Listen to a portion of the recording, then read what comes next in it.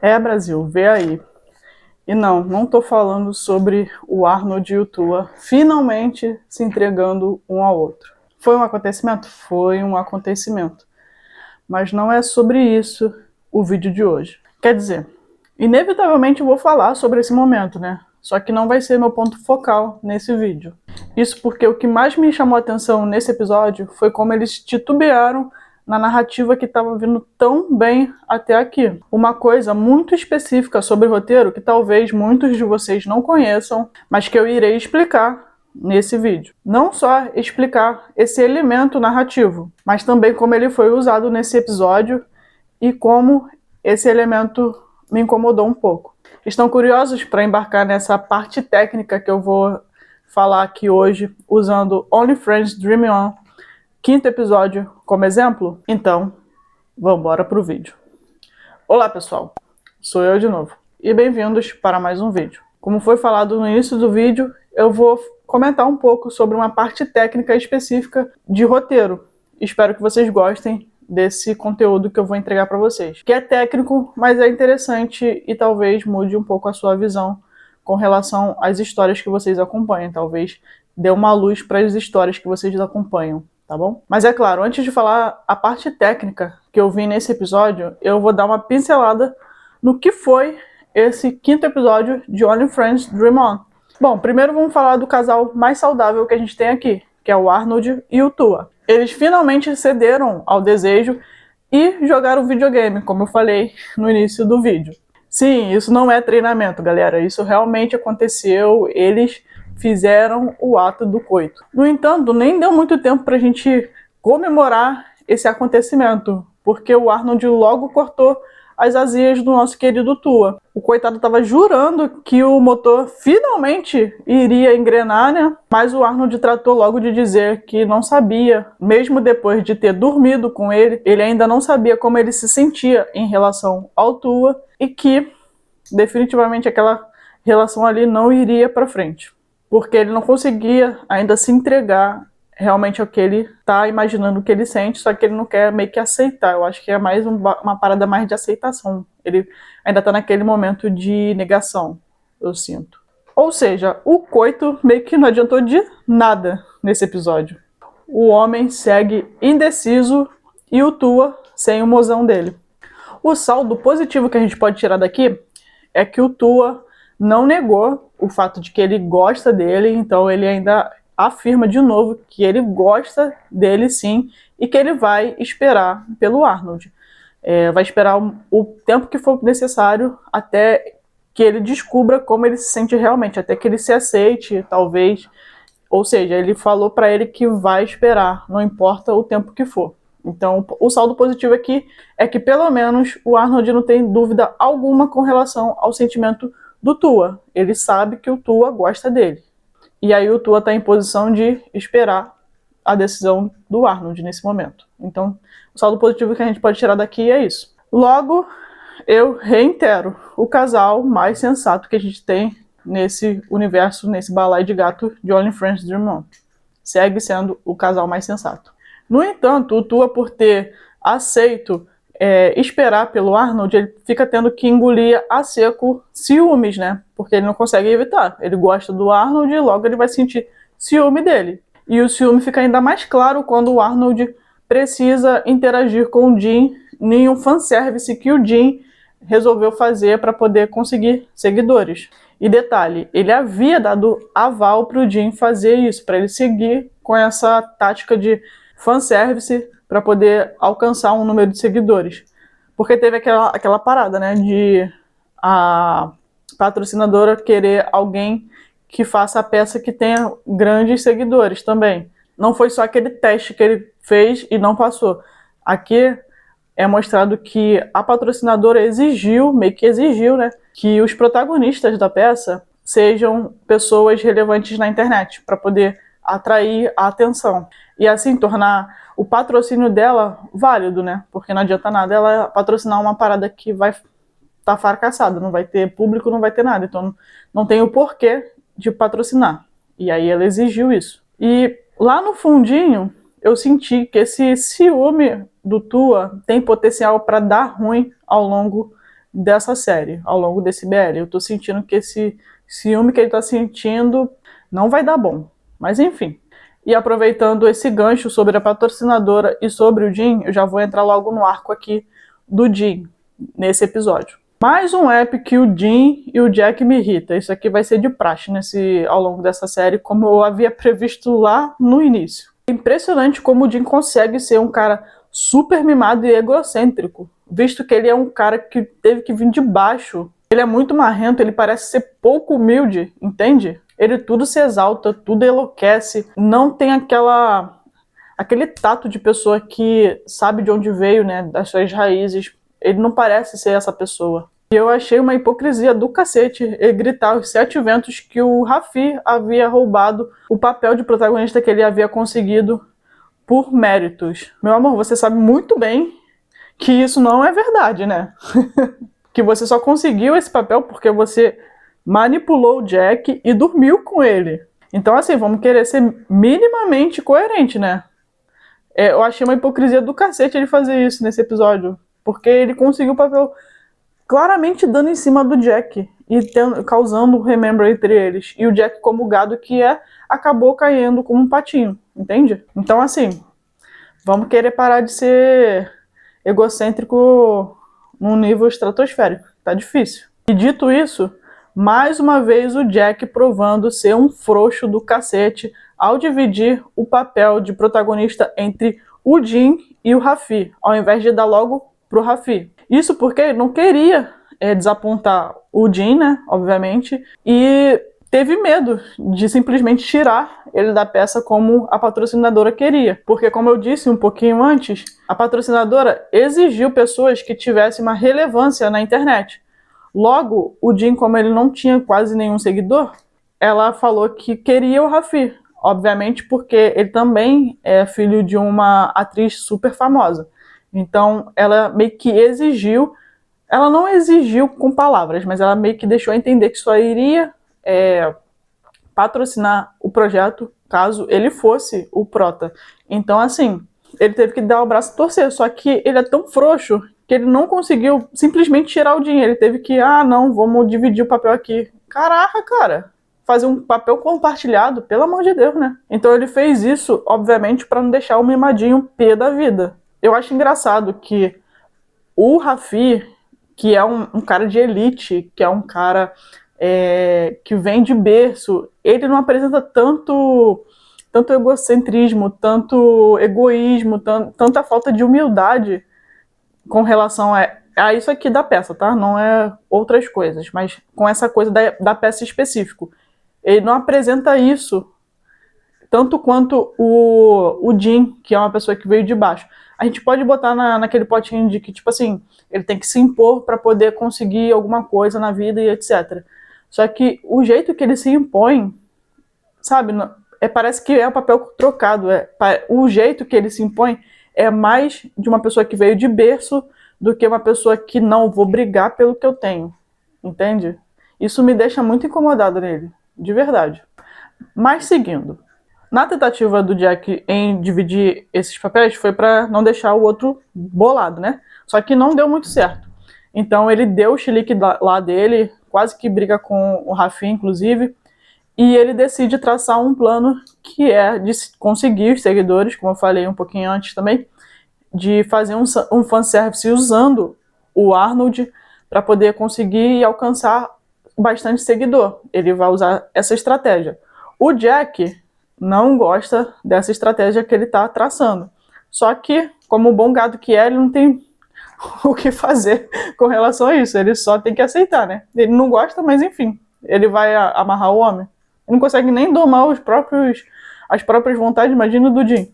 Contudo, ainda que ele não tenha autonomia, né? Não tenha controle sobre o Jin, tem uma pessoa que ele tem muito e muito controle, que é o Raffi. E ele se usa disso com certeza. Nesse episódio teve mais uma cena do Raffi quase que literalmente abandonando o rabinho pro Jack e ele se usando disso. Ele claramente tenta manipular o Raffi nesse episódio. E não é um caso impensado. Ele sabe exatamente o que ele está fazendo.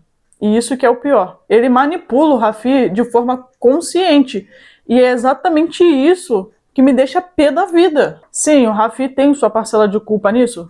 É inegável que ele tem. Porém, quando ele usa esse poder sem qualquer consideração, sem qualquer senso de responsabilidade emocional, sim, ele se torna o errado, ao meu ver. E o maior errado nessa história. Porque ele, sabendo dos sentimentos do cara e sem sentir o mesmo por ele, o que ele deveria fazer logo de cara era cortar essa relação e não alimentar ainda mais, que é o que ele faz. Me contem aí nos comentários se vocês também não gostam do Jack ou não gostam dessa atitude que ele vem tendo ao longo dessa temporada de Only Friends. Cara, eu não suporto o jeito que ele é, de verdade. A cada app ele me irrita ainda mais, e ele com aquela cara de leso, sinceramente, pra mim não dá não.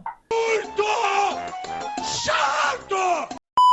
E antes de comentar sobre o arco do Raffi nesse episódio e sobre o elemento narrativo que eu vou abordar aqui, não esqueçam de se inscrever no canal, dar o like nesse vídeo e comentar a sua opinião sobre Only Friends no geral, em tudo que está acontecendo. Se vocês têm um casal fave, se vocês estão se irritando com alguém, como eu falei que eu estou me irritando muito com o Jack e com o arco dele, com o Jim, eu estou me irritando horrores, mas estou gostando muito da evolução do Arnold Tua, então eu quero muito saber sobre a sua opinião. Então deixa o like, se inscreve no canal, ativa o sininho e comentem aí o que vocês estão achando sobre OnlyFans e sobre a minha abordagem aqui nesses vídeos, tá bom? Então vamos seguir com o vídeo. Sobre o arco do Raffi.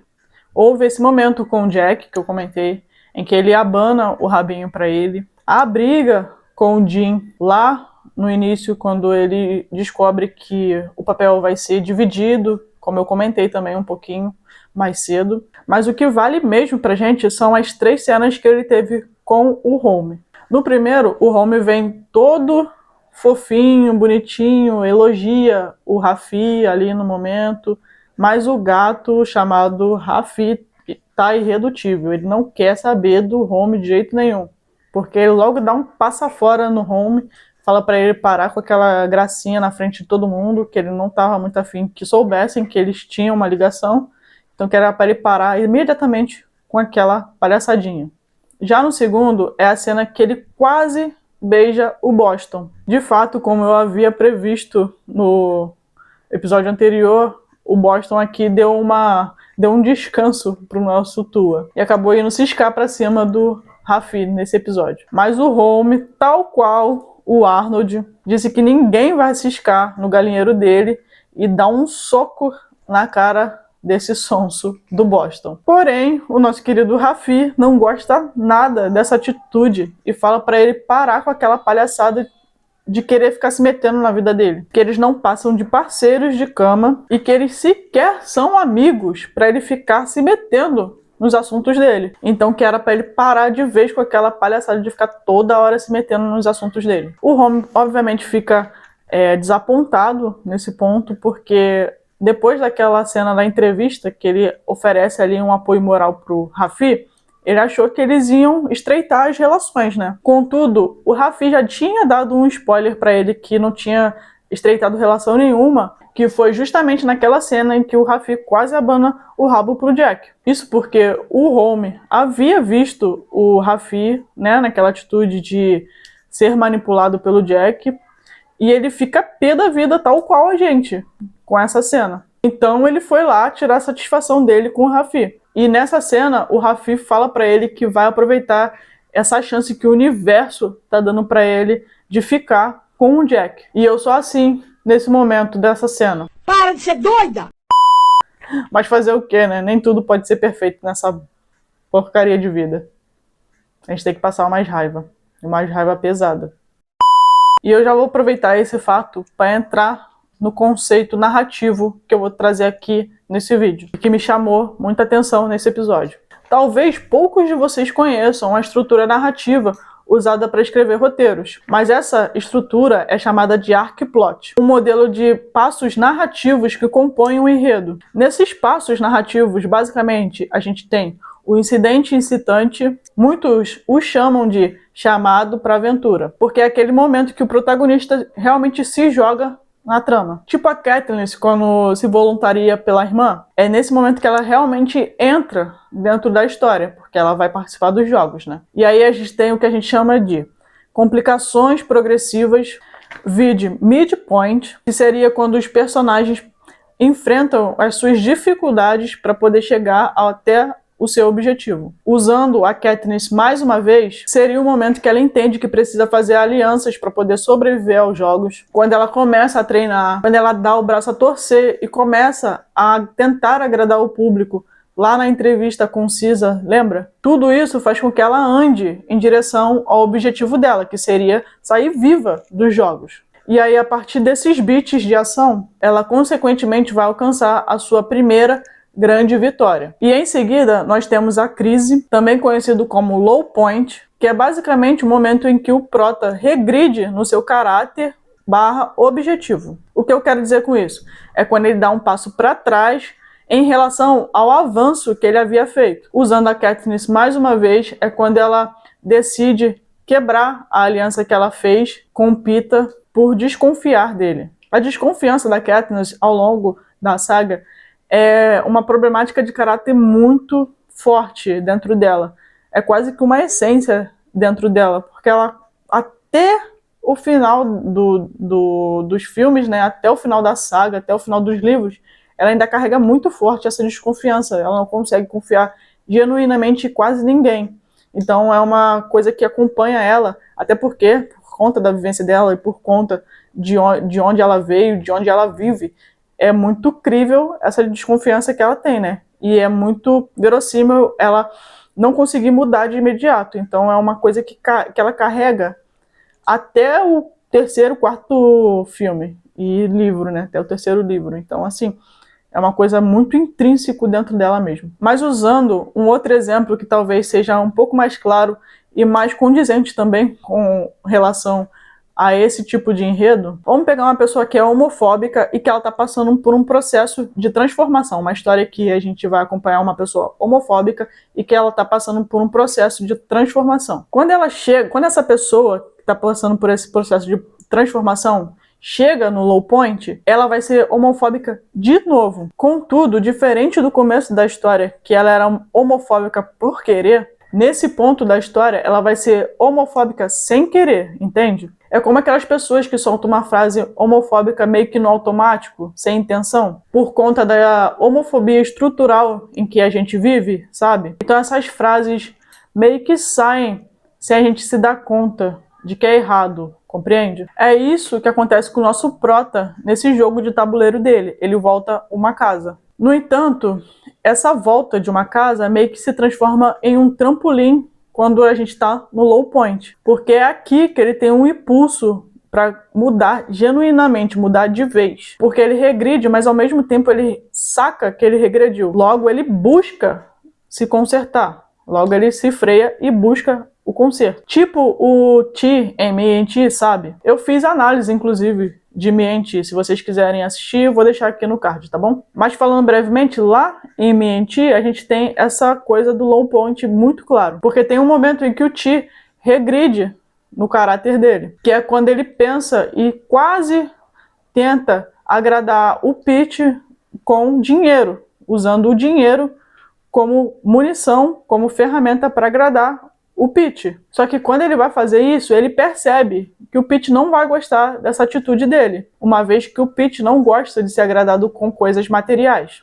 E ele deixou isso muito claro ao longo da série. Então, quando ele se freia e não toma essa atitude de querer agradar o T dessa forma, a gente logo saca que ele mudou no caráter dele, que ele teve a evolução e que ele mudou genuinamente de verdade. Porque ele costumava pensar que ele podia comprar as pessoas através do dinheiro e do agrado material, e aqui ele finalmente entendeu que ele não precisa disso para fazer alguém gostar dele. Então, ele evoluiu no caráter e realmente mudou. E aí, quando ele vai em direção a essa mudança, né, quando ele percebe isso e ele freia essa atitude, é quando ele tem a mudança genuína dele e ele caminha para a resolução, que é o último ponto do arc plot. E como o nome diz, resolução é quando o personagem mudou de vez. Quando tudo se resolveu, quando o herói conseguiu o que ele queria, quando a pessoa que estava querendo conquistar alguma coisa conseguiu conquistar essa coisa, tudo se resolve aqui,